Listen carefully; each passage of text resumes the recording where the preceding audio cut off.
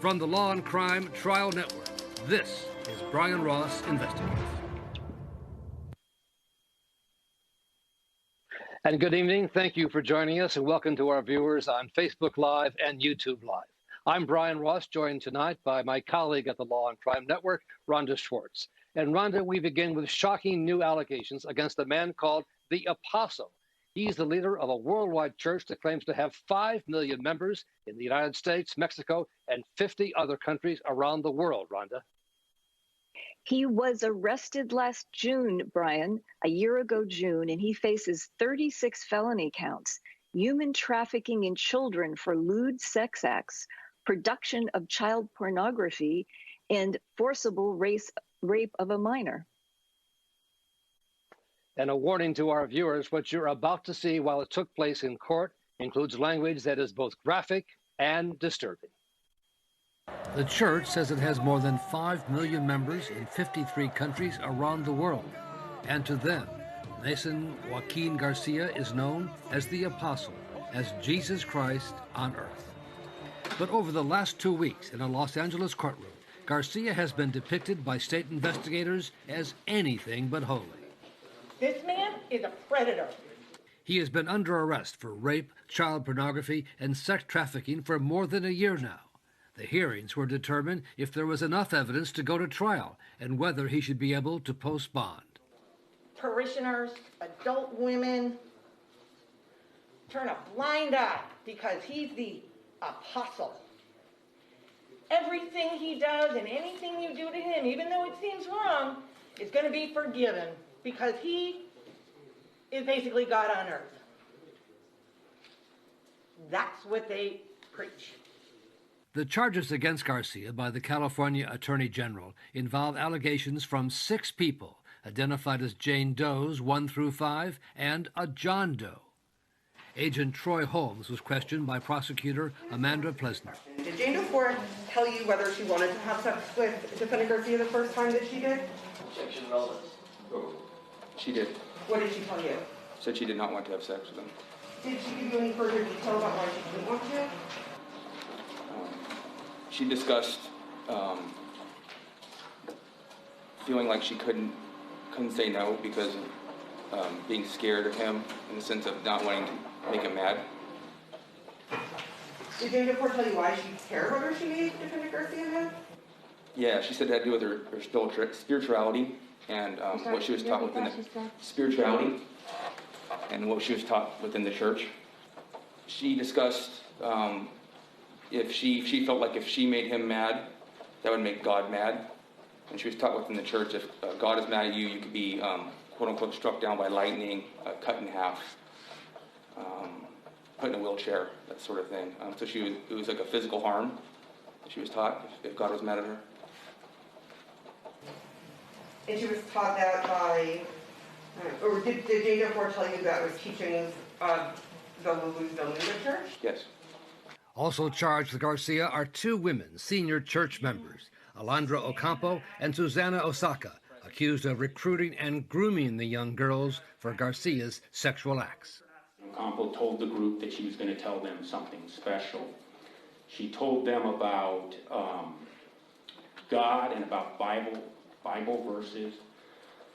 Ocampo told the group about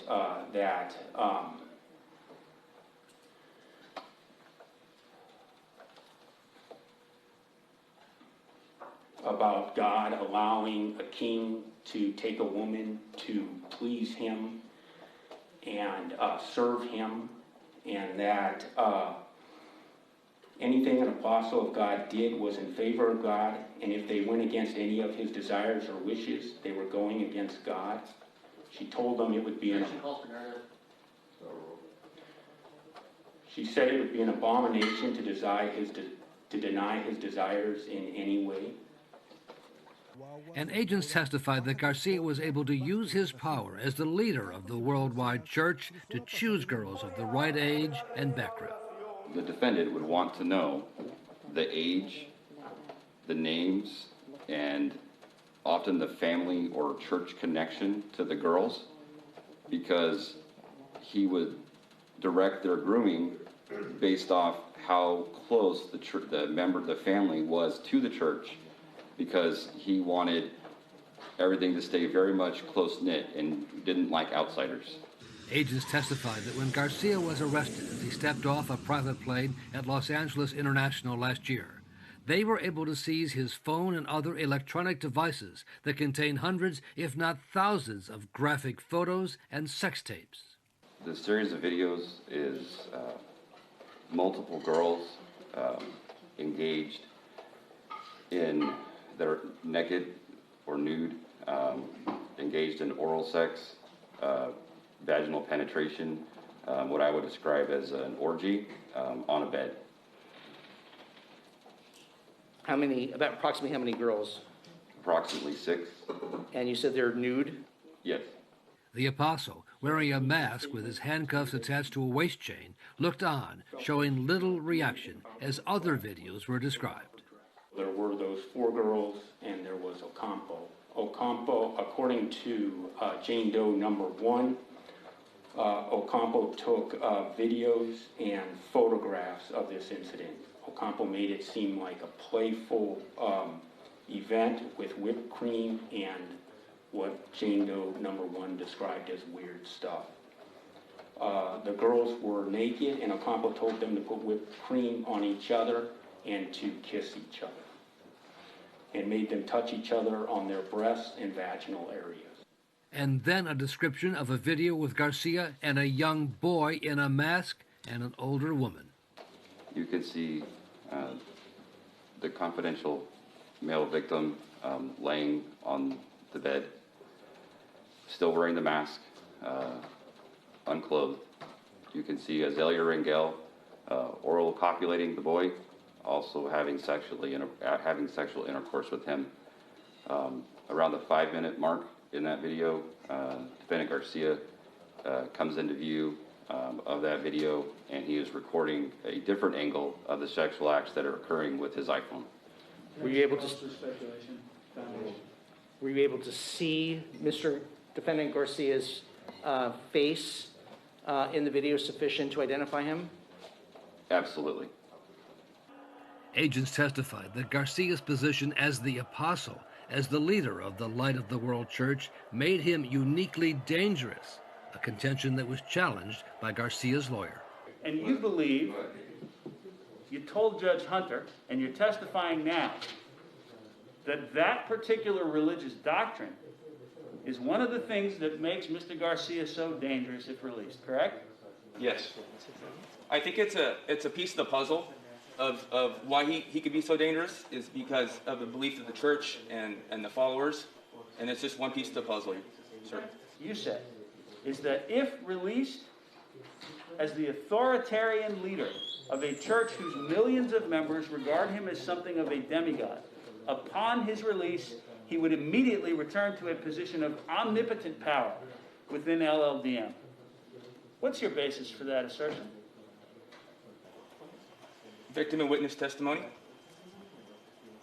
Mr. Holmes, you wrote that if released, and I'm just continuing in the next sentence, he would have unfettered access to countless potential victims who would feel religiously obligated or otherwise coerced into complying with his relentless sexual demands.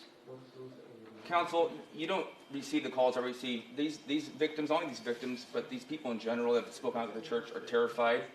There's online threats every day against these people. They're terrified. They're scared to death that this gentleman over here is going to get out of jail.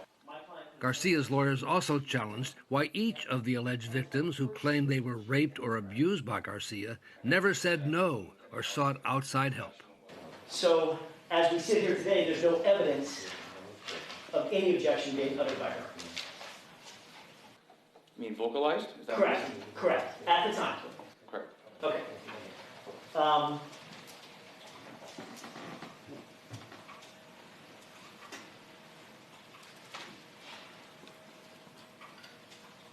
She didn't call the police. Correct? Correct. You indicated that Jane Doe 5 told you that my client, quote, grabbed her and rolled her onto the bed, correct? Yeah, grabbed her by her waist and pulled her towards him. then rolled her over, and then he was on top of her.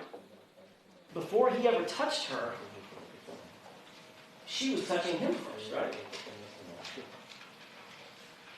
I believe she was giving a foot massage or some kind of massage. She never objected out loud in that scenario to him or anybody else, correct? She didn't say that. She didn't say she objected. So. Okay. Is there any evidence that she yelled out or hollered out, "Help!" or something? No. There's no evidence that she ever called the police. She didn't tell me that. Let me ask that question again. There's no evidence that she ever called the police, correct? I'm basing this testimony on what she told me, and she didn't tell me she called the police. So as we sit here in the universe of evidence that we do have, I'm not asking you to speculate about what we don't have. I'm just asking what is in front of this court. There's no evidence in front of this court that she ever called the police. Correct? Correct. Okay. So she got into the shower of her own free will, correct? I'm not sure. I'm not sure it was in her own free will. Well, it certainly was the suggestion, according to her, it was the suggestion of someone. But there's no gun held to anybody's head, right? Prosecutors told the judge Garcia's lawyers were essentially trying to blame the victims. They don't want to talk about the facts of this case. They don't want to talk about the statements from 5 victims about how they were raped by Mr. Garcia. They don't want to talk about how Miss Oaxaca and Miss, more relevantly, obviously, Miss Ocampo would bring these girls to him. They don't want to talk about these women, these girls, who have complained to the Attorney General's office about being forced to orally copulate Mr. Garcia. And they don't want to talk about the statements by the victims, Your Honor, that oral cop was forced on them. They don't want to talk about the videos with a young boy and Mr. Garcia in it, having an orgy. The young boy having sex with a member of his own family, Your Honor. They don't want to talk about that because those facts are not good for them. In the end, the judge ordered Garcia to stand trial. The apostle is being held, Rhonda, on a $90 million bail. What do we hear from the church? Well, Brian, we invited members of the church and his defense attorneys to appear on the program. They did not respond to our request for interviews, but a spokesperson for the church put a statement on their Facebook page, not mentioning the videotapes that were referenced that we just heard about in court, but saying that these were outlandish claims, outlandish evidence from anonymous sources, and assuring their followers that the apostle was an innocent and honorable man. All right, Rhonda, thank you.